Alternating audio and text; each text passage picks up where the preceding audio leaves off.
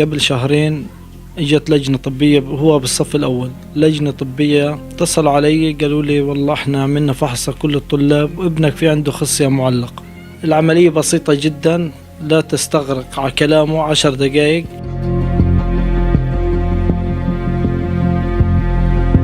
هي عملية بسيطة، حسبي الله ونعم الوكيل. قال لي اخوي، قال لي انت ما اطلع من العملية ايش بدك تجيب له؟ طلعوا يا عالم يا لا، طلعوا من قلبي. اللي بده يساعدنا وزارة الصحة توقف معانا، يحولوه على ألمانيا، على إسرائيل، على كل شيء.